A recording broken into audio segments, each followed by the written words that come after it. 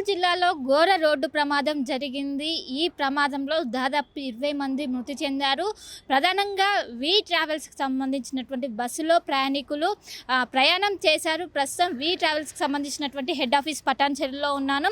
ఇలాంటి సేమ్ ఇదే మోడల్ ఉన్నటువంటి బస్సులోనే వాళ్ళందరూ ప్రయాణం చేశారు. ఇదంతా కూడా ఒకవైపు హైదరాబాద్ నుండి టువర్డ్స్ బెంగళూరుకి వెళ్తుంది. బెంగళూరు మధ్యలో కర్నూలు జిల్లా సమీపంలో ఈ ప్రమాదం అనేది జరిగింది.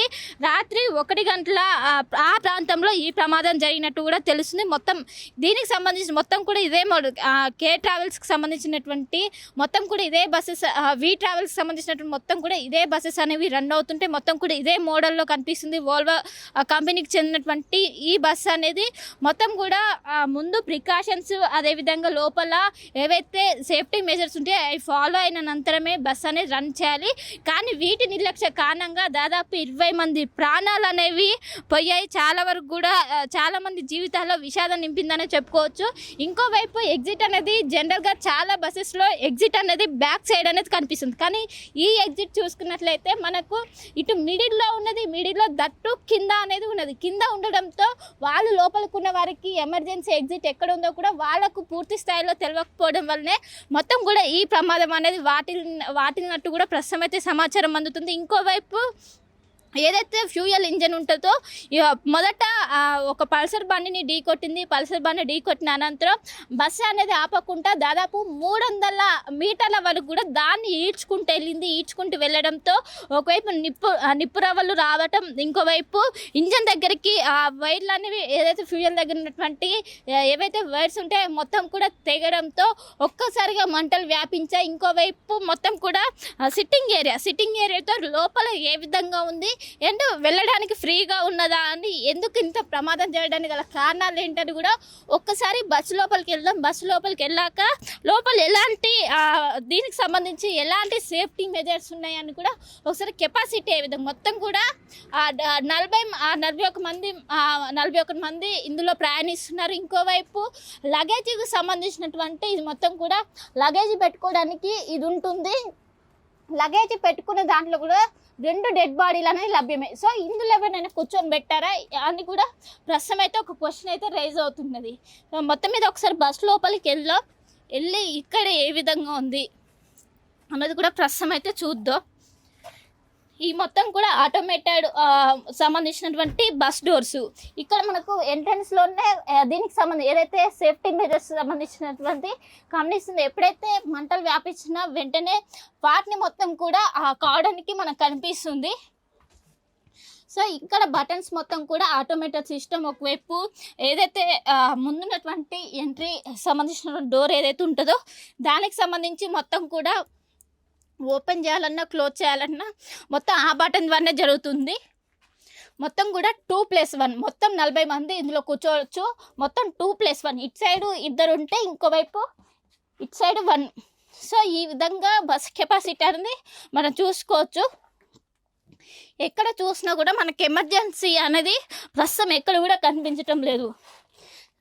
సో ఇక్కడికి వచ్చినాక మనకి ఎమర్జెన్సీ సంబంధించినటువంటిది డోర్ మాత్రం ఇక్కడ కనిపిస్తుంది. సో ఇక్కడ ఉండడంతో ఎవరు కూడా గమనించలేదు. దీంతో ఈ ప్రమాదం అనేది ఇంతటి స్థాయిలో ఉన్నట్టు కూడా ప్రస్తుతం అయితే తెలుస్తుంది.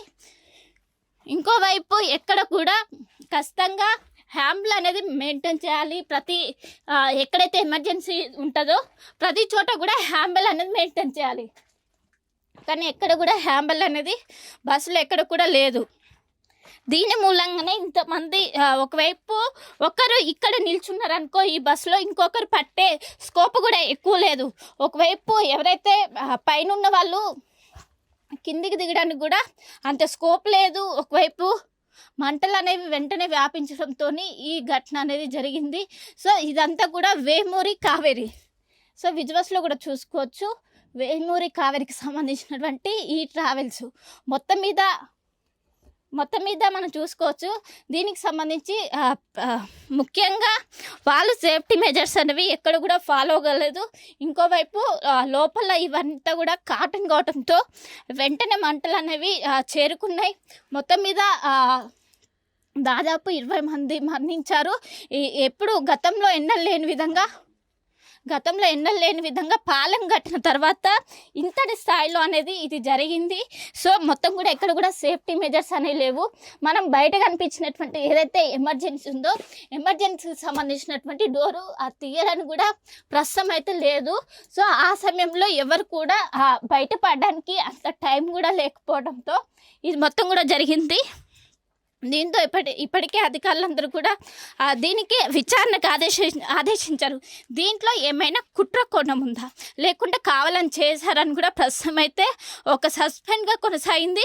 మొత్తం మీద దీనికి గల కారణాలు ఏంటంటూ కూడా ఇప్పటికే ఇటు ఇరు రాష్ట్ర ప్రభుత్వాలు అటు ఏపీలో జరగడంతో ఒకవైపు ఇక్కడ నుండి బయలుదేరినటువంటి బస్సు అటు ఏపీకి రీచ్ అవడంతో సో ఇరు రాష్ట్ర ప్రభుత్వాలు కూడా దీనిపైన చాలా సీరియస్గా తీసుకున్నాయి. గతంలో పాలెంలో కూడా ఇదే విధంగా ఘటన అనేది జరిగింది. ఒకవైపు వెళ్తున్నటువంటి ఏదైతే బస్ అనేది కల్వర్ట్కి ఢీ కొట్టడంతో అప్పుడు కూడా దాదాపు చాలా వరకు కూడా ప్రాణ నష్టం అనేది జరిగింది. మరోసారి ఇదే విధంగా జరగడంతో దీనికి గల కారణాలను ఇప్పటికే ఆరాధించారు.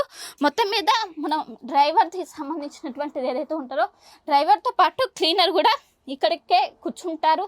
ఒకసారి ఇక్కడ కూడా లోపలికి సంబంధించినటువంటి ఏవైతే సో మొత్తం మీద చూసుకోవచ్చు. ఇక్కడే డ్రైవర్ కూర్చుంటారు. వీల్ మొత్తం కూడా ఆటోమేటెడ్ సిస్టమ్. మొత్తం ఇది డోర్ అనేది సో డోర్ అనేది ఒకవైపు ఇక్కడ స్విచ్ల ద్వారా దీన్ని ఆపరేట్ చేస్తుంటారు. ఒకవైపు డోర్ క్లోజ్ అయినాక మొత్తం కూడా లోపల ఉన్నటువంటి వారికి డోర్ అనేది తీయడానికి రాదు. దీంతో లోపలలోనే చాలామంది చిక్కుపోయారు. సో ఖచ్చితంగా ఇందులో డ్రైవర్ల నిర్లక్ష్యం ఉందంటూ కూడా ప్రాథమికంగా విచారించారు. ఇంకోవైపు ఇక్కడ మనకి ఎమర్జెన్సీ బటన్ అన్నది ఉన్నది. ఖచ్చితంగా డ్రైవర్ వాళ్ళు ఇక్కడ ఎమర్జెన్సీ బటన్ వాడితే ఖచ్చితంగా చాలా వరకు కూడా అలర్ట్ అయ్యేవాళ్ళు. కానీ ఇక్కడ ఉన్నటువంటి ఎమర్జెన్సీ బటన్ మాత్రం వాళ్ళు వాడలేరు. దీంతో ఇంత స్థాయిలో ప్రాణ నష్టం అనేది వాటిల్లింది. సో కావేరీ హిల్స్ ఏదైతే కావేరీ ట్రావెల్స్కి సంబంధించినటువంటి ఈ విధంగా రావడంతో ఒకవైపు ఫిట్నెస్ కూడా లేదంటూ కూడా ప్రస్తుతం అయితే సమాచారం అందుతుంది. ఇప్పటికే 2018లో ఈ బస్సును కొనుగోలు చేసినట్టు కూడా తెలుస్తుంది. ఫిట్నెస్ అనేది ఖచ్చితంగా పాటించాలి, కానీ ఫిట్నెస్ లేని కారణంగా ఇదంతా జరిగింది. ఒకవైపు ఇంకోవైపు మనం ఇక్కడ లెంత్ కూడా చూసుకున్నట్లయితే చాలా తక్కువ కూడా ఉంది. ఒకవైపు రోడ్డుకి అదేవిధంగా బస్సుకి కూడా చాలా వరకు కూడా లెంత్ అనేది తక్కువగా ఉంది. ఈ గ్యాప్లోకి ఆ పల్సర్ బైక్ ఏ విధంగా వెళ్ళిందని కూడా ప్రస్తుతం అయితే క్వశ్చన్ రైజ్ అవుతుంది. పూర్తిగా మొత్తం ఈ బస్సు మొత్తం కూడా ఎక్కడికక్కడికి దగ్ధమైంది. ఒకవైపు ఏదైతే ఇనుముకు సంబంధించినటువంటి పార్ట్ ఉంటుందో అది మాత్రమే కనిపిస్తుంది. ఎక్కువగా ప్లాస్టిక్ అనేది యూజ్ చేస్తుంటారు. ఈ ప్లాస్టిక్ వల్లనే మొత్తం కూడా మంటలనే వ్యాపించారు. మనం ఇక్కడ కూడా చూసుకోవచ్చు.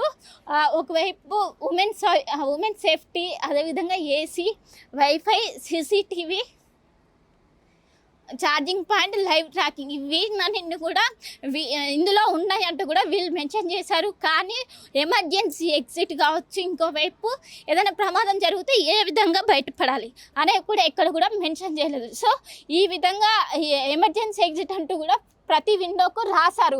కానీ ఆ ఎమర్జెన్సీ ఎగ్జిట్ దగ్గర ముందు అనేది మనకి హ్యాంబుల్ అనేది కనిపించాలి, కానీ ఆ హ్యాంబుల్ అనేది ఎక్కడ కూడా కనిపించలేదు.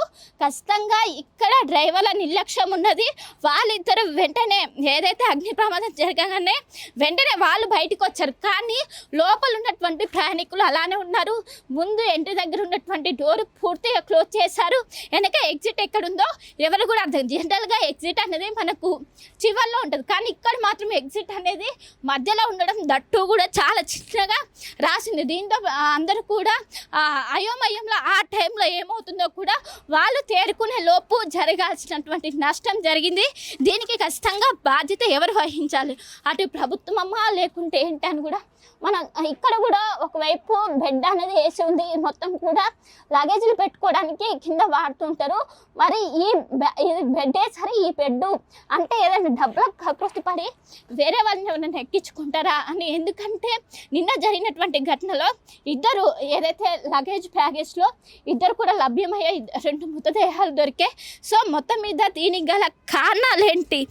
రాత్రిపూట డ్రైవర్ల నిర్లక్ష్యంతో పాటు ఎందుకని ఒకవైపు యాక్సిడెంట్ బైక్ను ఢీగొట్టాక ఎందుకు ఆగలేదు, అలానే ఈడ్చుకుంటూ ఎందుకు వెళ్లాల్సి వచ్చింది? దీనిపైన ప్రస్తుతం పోలీసులు ఆరా తీస్తున్నారు. దీనిపైన ఇప్పటికే కేసు నమోదు చేశారు. ఇప్పటికే అటు రవాణా రవాణా బస్ ఫిట్నెస్కి సంబంధించి అండ్ ఇంకోవైపు ఏదైతే బస్సు ఉన్నదో ఆ బస్సుకు సంబంధించి చాలా వరకు చలాన్లు కూడా ఉన్నాయి. సో మొత్తం మీద వీటిపైన ప్రస్తుతం అయితే ఎంక్వైరీ నడుస్తుంది. దీనికి గల కారకులు ఎవరో ఖచ్చితంగా శిక్ష పడాలంటూ కూడా పెద్ద ఎత్తున అటు ఎవరైతే బాధితులు ఉంటారో వాళ్ళు పెద్ద ఎత్తున ఆందోళన వ్యక్తం. చాలా మంది కూడా అటు కుటుంబ సభ్యులను కావచ్చు, కొంతమంది ఏకంగా కుటుంబాలనే పోగొట్టుకున్నారు. ఈ విధంగా కేవలం ఇటు ట్రావెల్స్ వల్ల నిర్లక్ష్యం కారణంగా ఇంతటి ఘోరమైనటువంటి ప్రమాదం జరిగింది. గతంలో ఏదైతే పాలన ఘటన జరిగిన అనంతరం మరోసారి ఇలాంటి ఘటన జరగడంతో ఇటు తెలుగు రాష్ట్ర ప్రజలు మొత్తం ఒక్కసారిగా ఉలికిపడ్డారు. దీనిపైన సీరియస్గా యాక్షన్ తీసుకోవాలంటూ కూడా బాధితులు పెద్ద ఎత్తున డిమాండ్ వ్యక్తం చేస్తున్నారు. కెనపర్సన్ వేణుతో కలిసి శిల్ప ఆర్టీవీ హైదరాబాద్. తెలుగులో న్యూస్ కి ఫాస్టెస్ట్ యాప్ ఇప్పుడు టోటలీ న్యూ అవతార్లో జస్ట్ 5 seconds లో కంప్లీట్ న్యూస్. సోషల్ మీడియాలో ట్రెండ్స్ కి one stop solution. Live TV app voice search option తో ఇప్పుడే డౌన్లోడ్ చేయండి లేదా అప్డేట్ అయిపోండి. యాప్ లింక్ డిస్క్రిప్షన్ లో ఉంది.